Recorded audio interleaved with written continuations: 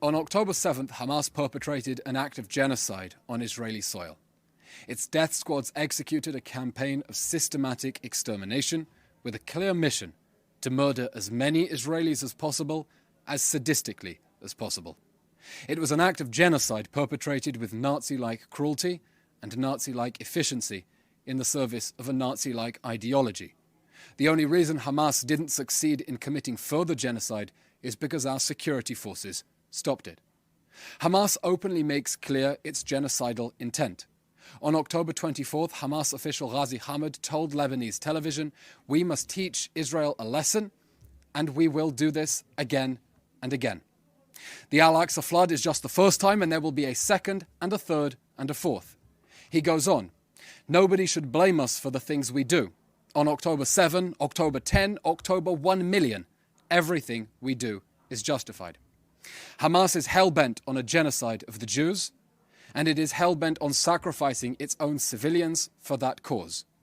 We are fighting to remove the threat of annihilation, bring back the hostages trapped in the terror dungeons, and thwart Hamas's systematic abuse of its own civilian population.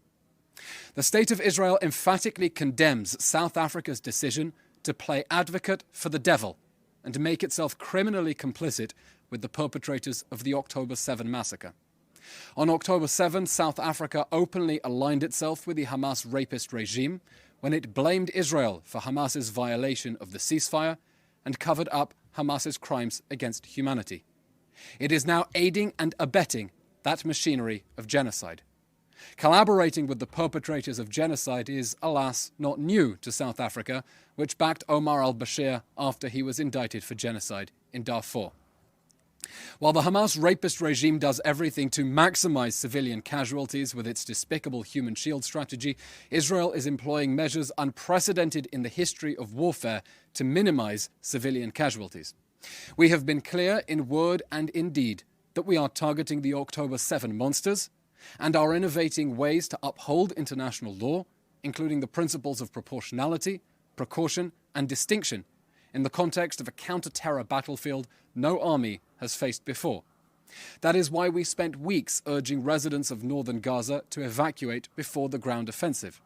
To warn civilians, we placed over 70,000 phone calls, sent 13 million text messages, left 14 million voice messages, and dropped nearly 7 million leaflets, urging civilians to evacuate temporarily for their safety, informing them about humanitarian pauses and precise evacuation routes. That is why we secured humanitarian corridors for civilians to escape Hamas. That is why we set up a helpline for Palestinian civilians to tell our army if Hamas was stopping them fleeing. And that is why we designated a humanitarian zone in one of the only places in Gaza where Hamas was not already hiding behind civilians. The Hamas rapist regime bears full moral responsibility for all casualties in this war that it launched on October 7 and is waging from inside and underneath hospitals, schools, mosques, homes, and UN facilities. In giving political and legal cover to the October 7 massacre and the Hamas human shield strategy, South Africa has made itself criminally complicit with Hamas's campaign of genocide against our people. It shares culpability for the tragic loss of human life.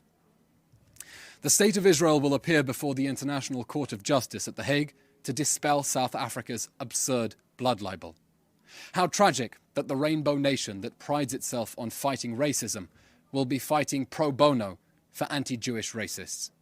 We have no doubt that after the Jewish state brings to justice the perpetrators of the bloodiest massacre of Jews since the Holocaust, history will judge South Africa for abetting the modern heirs of the Nazis.